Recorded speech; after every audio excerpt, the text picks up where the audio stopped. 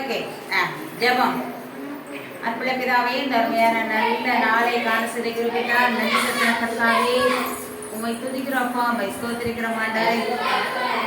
ஐயா, இந்த VBS குடிகள் ஆண்டவரே 6 நாள் நடத்தக்கூடிய கிருபையை நீங்க தந்தீங்கப்பா. நன்றோடு உம்மை துதிக்கிறோம், உம்மை ஸ்தோத்திரிக்கிறோம் ஐயா. இந்த பிள்ளைகள் அநேக காரியங்களை அப்பா கற்றுக்கொண்டதை நாங்கள் பார்க்கிறோம் ஆண்டவரே. உடைய நாமத்தை பாட ஆடி துதிக்க இருக்கிறார்கள் அப்பா. இவர்கள் நிமித்தம் இந்த கிராமமே ரட்சிக்கப்பட முடியாது ஜெபிக்கிறேன்ப்பா. முக்கியமாக ஆண்டவரே, இந்த ஊழியத்திற்காக கொடுத்த கரங்களை ஆண்டவரே எடிசன் நெல்சன் அவருடைய குடும்பங்களை எல்லாம் நீர் அதிகமாக நீர் ஆசீர்வதிக்கிறேன் நாங்கள் ஜெபிக்கிறேன் ஆண்டவரே.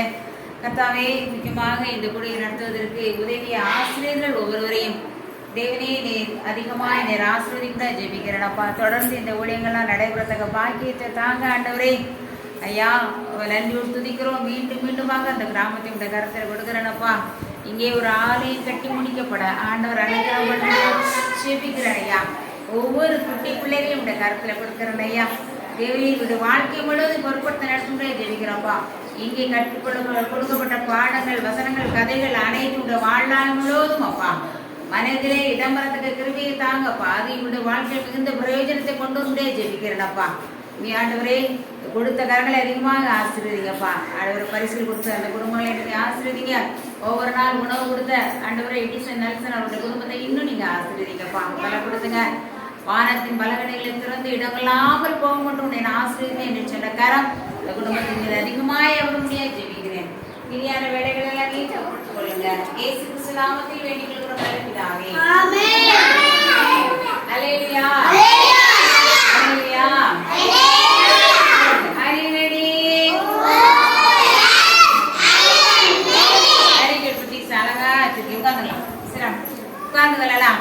சரி, நம்ம இப்போ இந்த VBSல சம்பந்தப்பட்ட 10 தலைப்புகளை நம்ம படிச்சு முடிச்சிட்டோம் இல்லையா? அதை பற்றி கொஞ்சம் சுருக்கமா சொல்ல போறேன். சரி, இந்த ஆண்டின் தலைப்பு என்ன? Very good. இந்த ஆண்டின் தலைப்பு என்னமா? அழகா சொல்லிட்டான். சரி இருப்பா, சாக்லேட் அருமை இரு. சரி, அப்புறம் முதல் நாள் தலைப்பு என்ன அப்படின்னா இயேசுவே வழி. முதல் நாள் தலைப்பு என்னமா? இயேசுவே வழின்னு சொல்றதுல நீங்க என்ன பாடம் கத்துக்கிட்டீங்க சொல்லுங்க. இயேசுவே வழின்னு சொல்லி தந்தோம்ல, அதுல நீங்க என்ன படிச்சிட்டீங்கம்மா சொல்லி பார்க்கலாம். கதை படிச்சீங்க. சரி, நம்ம பாட்டு படிச்ச ரைட். இப்போ பரலோகத்துக்கு போறதுக்கு யார் தான் வழி? ஏசப்பா. ஏசப்பா நேரத்தில் இந்த சீட்டு போட்டு விளையாட்டு விளையாண்டிங்களா? அவன் என்ன விளையாட்டுறது? பொய் சொன்னா அவன் எங்க போயிருவான்? நரகத்துக்கு போயிடும். உண்மை சொன்னா அவன் எங்க போவான்? வெரி குட், பரலோகத்துக்கு போய். அதான் நம்ம பரலோகத்துக்கு போறதுக்கு ஒரே வழி இயேசு. நான் பரலோகத்துக்கு போறதுக்கு ஒரே வழிதான் இயேசு. அவர் தான் வாசல், அவர் தான் நமக்கு வழி. அதை பத்தி நம்ம படிச்சுட்டோம். அப்ப யாரெல்லாம் பரலோகத்துக்கு போறா? பரலோகத்துக்கு போறவங்கள கை வச்சுக்க. Very good, very good. நல்லது. சரி, ரைட். அப்ப பரலோகத்துக்கு நம்ம போறதுக்கு யார் தான் வழி? இயேசு தான் வழி. அடுத்த இந்த தலைப்பு என்ன பண்ற? 2ஆம் தலைப்பு யாரே தெரியுமா? 2ஆம் தலைப்பு மனம் திரும்பும் வழி. மனம் திரும்பும் வழி. வாழ்க்கையில மனசை தவறுவது இயல்புதான். வாழ்க்கையில மனசை தவறுவது எல்லாரும் உண்மையா வாழ முடியாது. ஆனா சில வேலைகளில தவறிட்டோம் அப்படின்னா நம்ம ஏசப்பட்ட என்ன கேட்கணும்? மன்னிப்பு கேட்டு மனம் திரும்பிடணும். மன்னிப்பு கேட்டு என்ன செய்யணும்? இப்ப நீ உங்க அக்காட்டையோ தங்கச்சிட்டையோ அம்மாட்டையோ அப்பாட்டையோ சண்டை போட்டுன்னு வச்சுக்கோங்க, அவங்ககிட்ட உடனே மன்னிப்பு கேட்டு மனம் திரும்பிடணும். ஓகேவா? நல்லா கவனி. அவங்ககிட்ட உடனே மன்னிப்பு கேட்டு என்ன செய்யணுமா? மனம் திரும்ப வேண்டாம். அதான் மனம் திரும்புது கேட்டு. 3வது என்னன்னா துதிக்கும் வழி. 3வது என்னது? துதிக்கும். பாட்டுலாம் சொல்லி கொடுத்துட்டே இருக்கோம் பாத்தீங்களா? சில நேரம் நீங்க வீட்டுல இருக்கும் நீங்களா பாடுவீங்க பாத்துருக்கீங்களா? நீங்க வீட்டுல இருக்கும் நீங்களா பாடுவீங்க பாத்துருக்கீங்களா? அழகா என்ன செய்வீங்க? பாடு. துதிக்க ஆண்டவர் அப்படி இறங்கி வருவார் அவங்க கிட்ட. யார் இறங்கி வருவா? ஏசப்பா என்ன செய்வாங்களா? ஏசப்பா பாட்டை பாடும்பொழுது யார் இறங்கி வருவாங்களா? பாடுவாங்க. வீட்டுல என்ன செய்யலாம்? பாடலாம். சரியா? பாடுவோம். ஓகேவா? அப்ப துதிக்க ஆண்டவர் உங்களுக்கு இறங்கி வருவார்.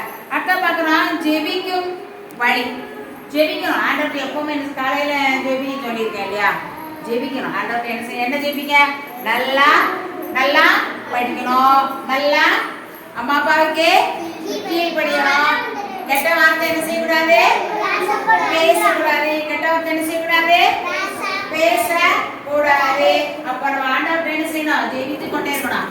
நான் ஒரு சாட்சி சொல்றேன். என்னது அப்படின்னு தெரியுமா?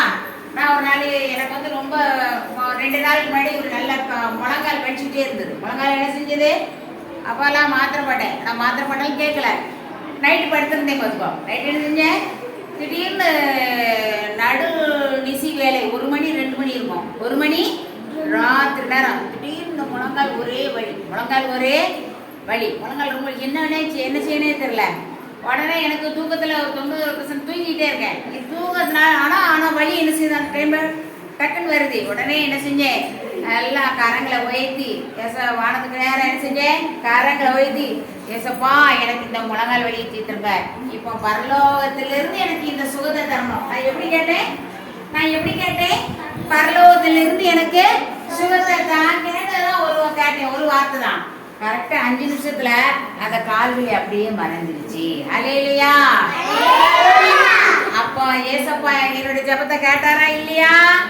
கேட்டாங்க. முழங்கால் வலிக்குது ஆண்டவரே, எனக்கு பரலோகத்துக்கு சுகத்தை அனுப்புங்கன்னு ஒரே ஒரு வார்த்தை தான் சொன்னேன். உடனே கால்வலி என்ன செஞ்சிருச்சு? அப்போ ஏசப்பா எங்களோட உங்களை அதிகமா நேசிக்கிறாங்க. நீங்க என்ன கேட்டாலும் ஆண்டவரே உங்களுக்கு தருவார். ஆலோசனை கொடுக்கும் வழி. இப்போ ஆலோசனை கொடுக்கும் வழி அப்படின்னா என்னதுதான்? இப்போ அடுத்த பொருள் ஒருத்தன் ஒரு அழகான பொருள் வச்சிருக்கான். அழகான வாட்டர் கேன் அவன் பேக்ல வச்சிருக்கான். ஆனா அவனுக்கு அதை பார்த்தா பல அழகா இருக்குது. அதை வாங்க எடுக்கணும் போல இருக்குது.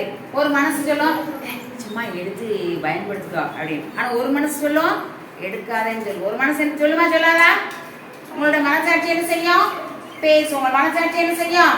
அப்போ ஒரு நல்ல மனசாட்சி அதுதான் மக்கள் என்ன செய்ய? ஆலோசனை கொடுக்கிறவர் இயேசு கிறிஸ்து. ஆலோசனை கொடுக்கிறவர் உங்களுக்கு இந்த பாவத்தை செய்யாத அப்படின்னு உங்களுக்கு யாருதான் உங்களுக்கு ஆலோசனை கொடுப்பா? ஏசப்பா. சரியா? அடுத்தது பாத்தீங்கன்னா நம்பிக்கையின் வழின்னு பார்த்தீங்க. அது என்ன பார்த்தீங்க? நம்பிக்கையின் வழின்னு சொல்லி என்ன செஞ்சீங்க பார்த்தீங்க இல்லையா? உன் வழியை என்ன செய்யணும்? கர்த்தருக்கு என்ன செய்யணும்? ஒப்புவிக்க வேண்டும். வழியை கர்த்தருக்கு ஒப்புவித்து அவருமே நம்பிக்கை, அவரே உடைய காரியத்தை என்ன செய்வார்? நம்பிக்கையின் வழி. ஒரு சின்ன கதை சொல்றேன் பாரு, கவனி. நம்பிக்கையின் ஒரு ஊர்ல ஒரு அம்மா அப்பா இருந்தாங்க. ஒரு ஊர்ல ஒரு அம்மா அப்பா இருந்தாங்க. கவனி. அவங்களுக்கு வந்து மொத்தம் வந்து 5 பிள்ளை இருந்தாங்க. எத்தனை பிள்ளை இருந்தாங்கம்மா? 5 பிள்ளை. ரொம்ப வறுமையா இருந்தாங்க. அப்போ ஒரு தம்பி வந்து கடைக்கு போன உடனே அந்த கடைக்காரர் வந்து இந்த குட்டி பையனை நீ பொருளை திருடிட்ட அப்படின்னு திருட்டு பட்டம் சொல்லிட்டார். அவன் எடுக்கல. ஆனா திருட்டு பட்டம் என்ன செஞ்சுட்டாரு? உடனே அவங்க அம்மாட்ட வந்து அவன் சொன்னான், உதாரணமா அவங்க அம்மாட்ட வந்து என்ன செஞ்சான்னு சொன்னான். உடனே அவங்க அம்மாவுக்கு வந்து எப்படி இருந்ததுன்னா ரொம்ப வருத்தமா இருந்துச்சு. ரொம்ப என்ன செஞ்சது? ஐயா நம்ம இல்லாம இருக்கிறதுனால தானே நம்மள சொல்றாங்க அப்படின்னு சொல்லிட்டு ரொம்ப வருத்தமா இருந்தது. அப்படியே நிறைய கொஞ்சம் அவங்களுக்கு வந்து கடன் வேற இருந்துச்சு. அவங்களுக்கு நிறைய கடன் வேற செஞ்சு இருந்த உடனே அவங்க அம்மா என்ன செஞ்சாங்க? ஒரு முடிவுக்கு வந்தாங்க. என்ன முடிவுனா, அவங்க அப்பா வந்து வேலைக்கு போயிட்டாங்க. மொத்த 5 பிள்ளைல 4 பிள்ளை ஸ்கூல் கிளம்பிட்டாங்க.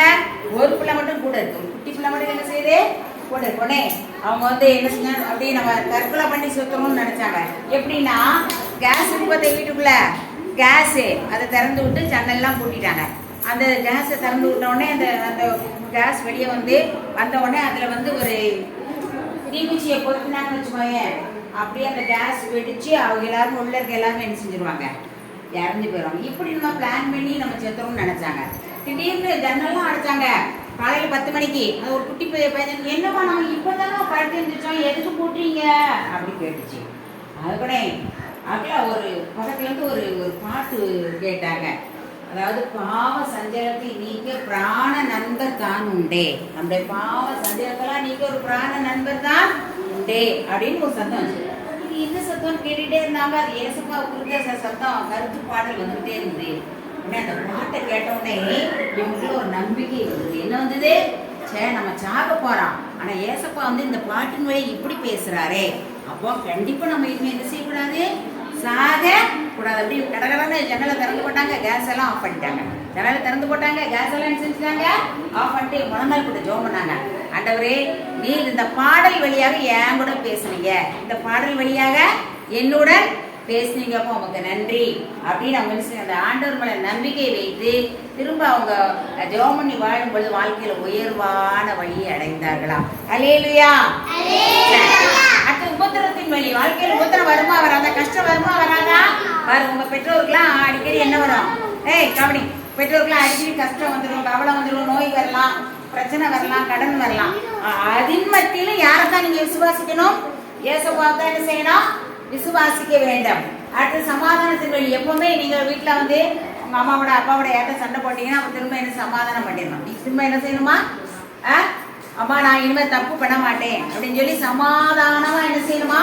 நீங்கள் இருக்க வேண்டும். அடுத்து சாட்சியா வாழணும். சாட்சியா வாழ கெட்டவர்த்த என்ன செய்யக்கூடாது? நீங்க கெட்டவர்த்த என்ன செய்யக்கூடாதுமா? நீங்க பேசக்கூடாது. அடுத்த பக்கம் என்ன செய்யக்கூடாது?